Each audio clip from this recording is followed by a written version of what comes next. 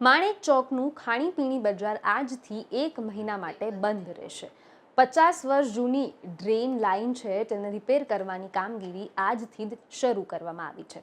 વિગતવાર વાત કરીશું આ વિડીયો દરમિયાન। નમસ્કાર, હું જાનવી બારોટ, બીબી ન્યૂઝ ગુજરાતમાં આપનું હાર્દિક સ્વાગત કરું છું।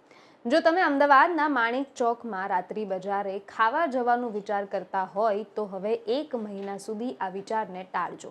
માણેક ચોકની પાઉંભાજી હોય, પિઝા હોય, ભેલ હોય, આઈસ્ક્રીમ હોય કે પછી સેન્ડવિચ હોય, એ કોઈ પણ પ્રકારની ખાદ્ય વસ્તુઓ હાલ મળશે નહીં, કારણ કે રાત્રિ દરમિયાન માણેક ચોક મ્યુનિસિપલ કોર્પોરેશન દ્વારા એટલે કે આજે મંગળવાર 4 માર્ચ રાતથી કામગીરી શરૂ કરવામાં આવી છે, જેના અંદાજે 1 મહિના સુધી આ કામગીરી ચાલશે, એટલે કે 1 મહિના સુધી માણેક ચોક બંધ રહેશે।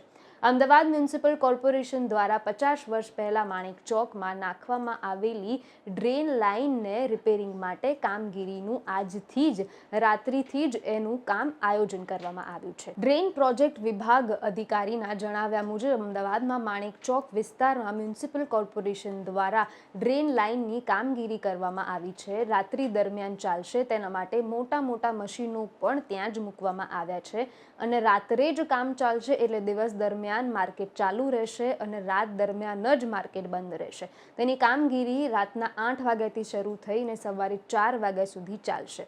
સવારે 4 વાગ્યા પછી ત્યાં 9 વાગે જે માર્કેટ રાબેતા મુજબ ચાલે છે એ ચાલુ જ રહેશે। વધુ વિગત સાથે ફરીવાર મુલાકાત કરીશ। હાલ મને રજા આપો। નમસ્કાર।